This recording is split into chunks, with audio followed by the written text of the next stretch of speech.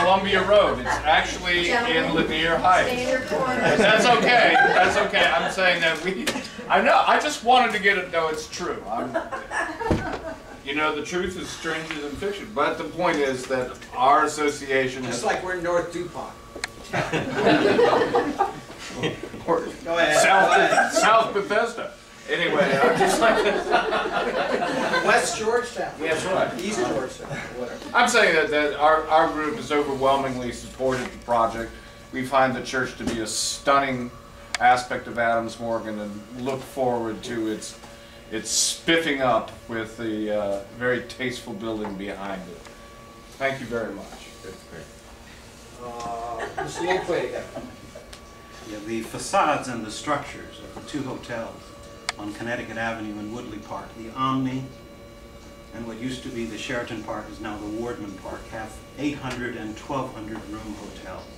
And I think that this hotel with 200 rooms and its facade would blend and fold into our neighborhood relatively well. In Woodley Park, they're surrounded by residential, and over the decades, I don't think they have been so adverse in Woodley Park.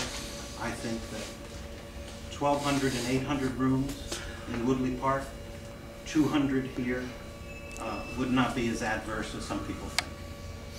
There's a giant park behind it. After the meeting. Michelle.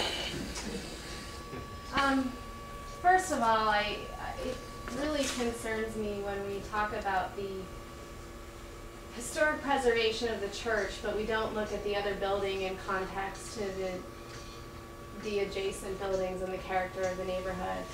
To preserve the church and end up with a building behind it that doesn't fit in with any of the structures on the street in terms of its massing and its scale, to me it makes a little bit of a mockery of the idea of historic preservation of the church, you know. So we preserve that we ruin the other parcel to preserve that. To me, that doesn't make sense. And as a resident on that street, you know, I'm pretty familiar with Champlain Street and the 2300 block of it. And I mean, not only when you look at the renderings and you look at, you know, the massing of it, especially when you look at it along Champlain Street, like I'm looking at page 34 here. And some of the visuals on here aren't accurate, actually. It appears that there's a much wider sidewalk on the other side of the street than really what you get when you walk up Champlain Street.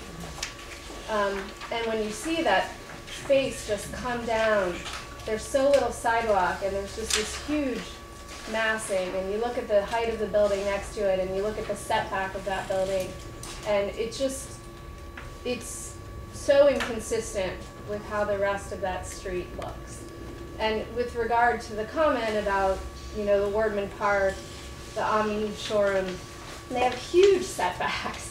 You know, they have amazing amount of acreage. They have, in terms of circulation, you know, ample opportunity to have loading and unloading, compared to this, you know, being a very small lot on a very narrow residential street. And I just, you know, I feel like I just want to reiterate and stress that the idea of historic preservation, you shouldn't, you know, preserve, you know, one aspect only to really damage another aspect. And I just don't see the value personally in creating that sort of dichotomy, that it doesn't matter what happens behind the church as long as the church is saved. I just am very against that notion of dealing with historic